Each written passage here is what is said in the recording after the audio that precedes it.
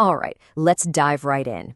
Today, we're talking about an absolute legend. We are going to break down the one machine that completely changed the face of warfare and became a cultural icon pretty much overnight, the RX-78-2 Gundam.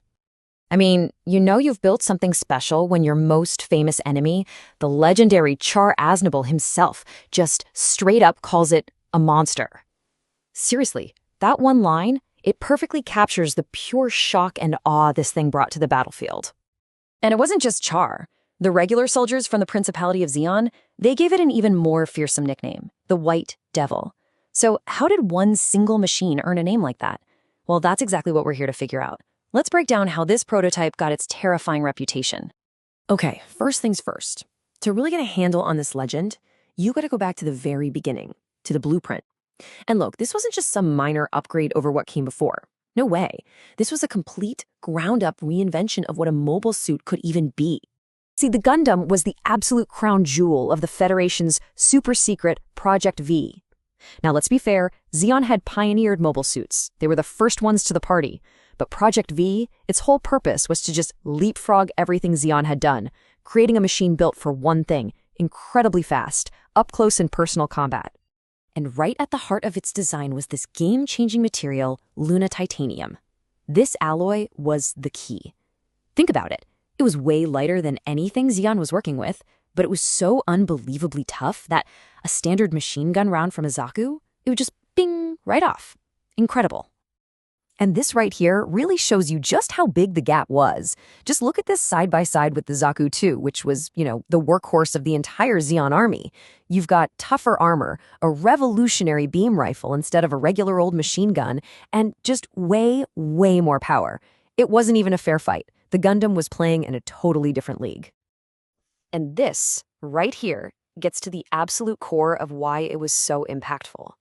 Before the Gundam, mobile suits were basically walking tanks, tactical weapons.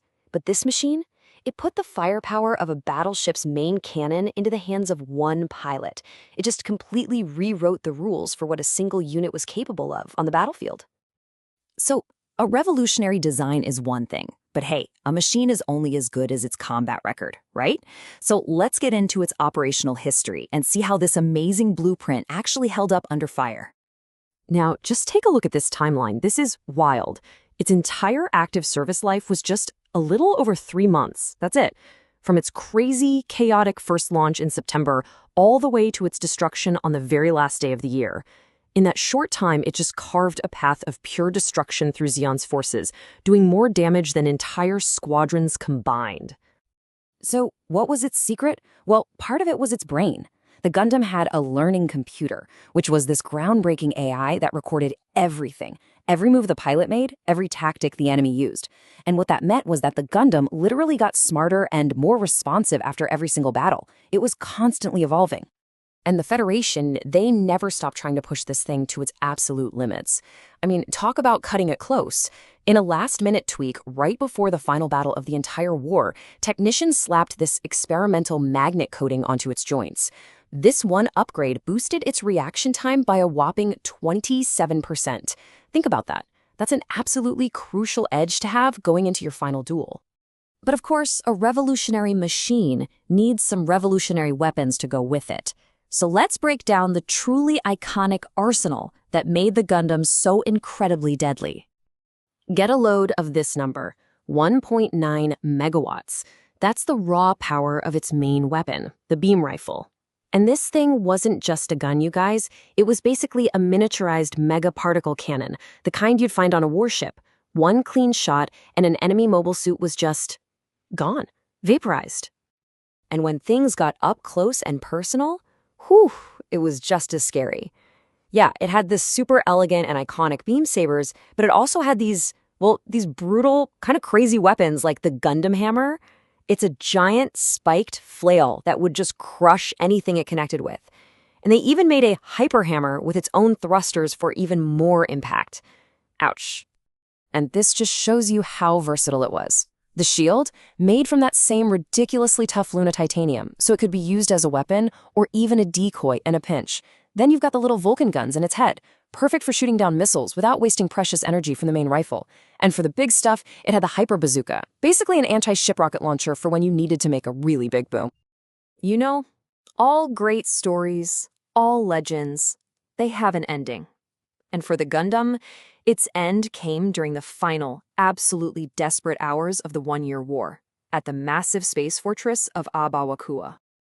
And really, it was only fitting that its last dance was with the one person who could truly match it. Of course, I'm talking about Char Aznable, who was piloting Zeon's own terrifying new prototype, the MSN-02 Zeong. This was it, the ultimate showdown. Man, those final moments were just pure, raw desperation. The Gundam was getting torn to shreds. It lost its head, its left arm. The Zeong was also completely battered, losing its whole main body. With both pilots forced to bail out, their machines were basically running on fumes. They each fired one last shot on autopilot and took each other out. A mutual destruction, a simultaneous end for two absolute legends.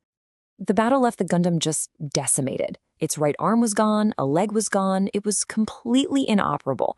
But it's this final act that became so iconic. The machine was a wreck, but it still managed to raise its rifle for one last shot. That moment is a testament to just how ferocious that final battle really was. The machine was utterly destroyed. But here's the thing. The destruction of the machine itself, that wasn't the end of the story. Not even close. In fact, you could say it was really just the beginning of its incredible legacy. Remember that learning computer? Well, all the combat data it collected turned out to be priceless. It led directly to the Federation's very first mass-produced mobile suit, the RGM-79 GM. And it became the direct ancestor for literally decades of more advanced Gundam models that came after it. The MK2, the Zeta, the Mu Gundam. I mean, its DNA is in pretty much every single one of its successors. So what happened to the pilot, Amuro Ray? Well, he actually survived. Thanks to this brilliant piece of engineering called the core block system, he was able to eject the central cockpit, which doubled as a small ship called the core fighter.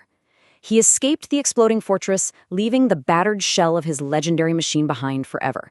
So yeah, the pilot made it out alive, but the White Devil itself was gone for good. And really, that's the ultimate takeaway, isn't it? The Gundam itself was physically destroyed after just 3 months. 3 months. But its impact was so massive, so profound, that its design and its legend became immortal. Which kind of leaves us with one last big question to chew on. What is it, exactly, about this one machine that makes its design so utterly timeless?